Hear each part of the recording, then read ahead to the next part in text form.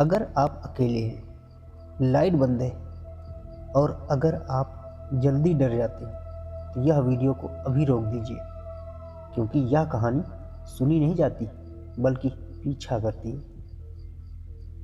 4 दोस्त थे, रोहित, प्रिया, अमन और सीमा। कॉलेज की छुट्टियां शुरू हुई थी। शहर की भीड़, मोबाइल की स्क्रीन और रोज की एक सी जिंदगी से ये चारों ऊब चुके थे। रोहित को हमेशा वीरान जगहों का शौक था।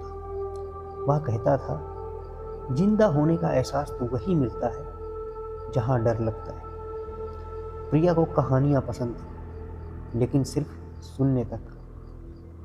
अमन हर चीजों को तर्क से समझना चाहता था। भूत, आत्मा, डर, उसके लिए सब कोई पुरानी अफवाहें थी। और सीमा को अकेलापन बिल्कुल पसंद नहीं था।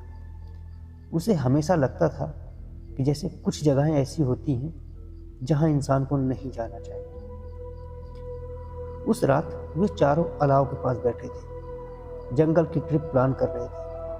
तभी रोहित ने मोबाइल पर एक पुरानी खबर दिखाई। एक गांव, रामपुर।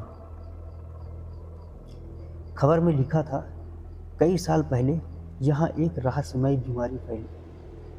पूरा गांव अचानक खाली हो गया और फिर आज तक वहाँ कोई नहीं रहता। अमन हंस पड़ा। भाई, ऐसे गांव हर जगह होते हैं जहाँ लोग कमाने के लिए बाहर चले जाते हैं।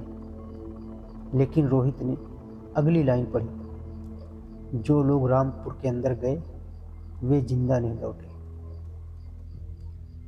सीमा ने धीरे से कहा, तो हम वहां क्यों जाएं?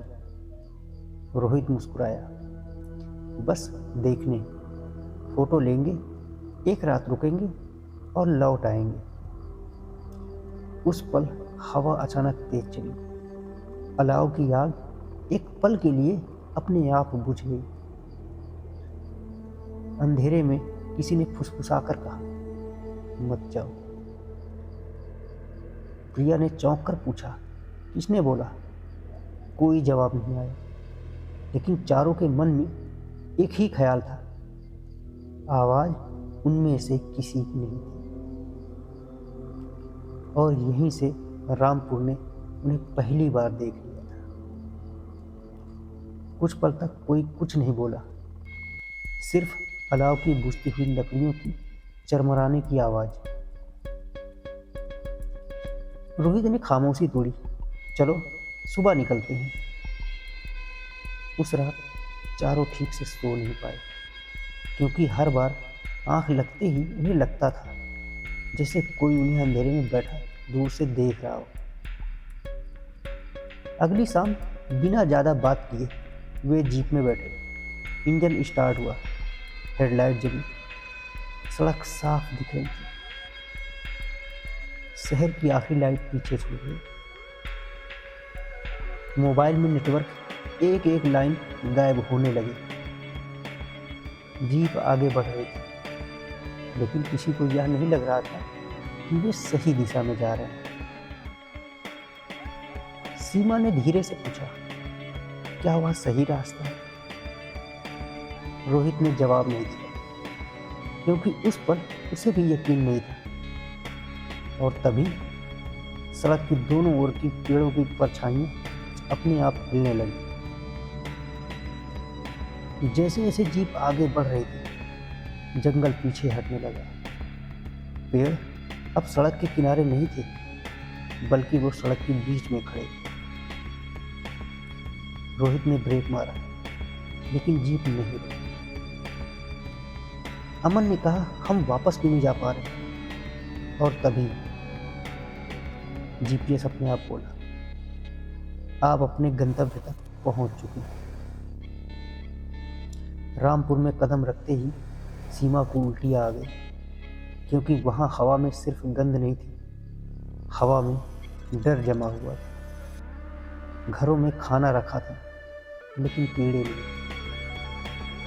क्योंकि कीड़े भी वहां नहीं रहते। अमन ने डायरी खोली, पहला पन्ना खाली था, दूसरा भी। तीसरा, तुम देर से आए हो।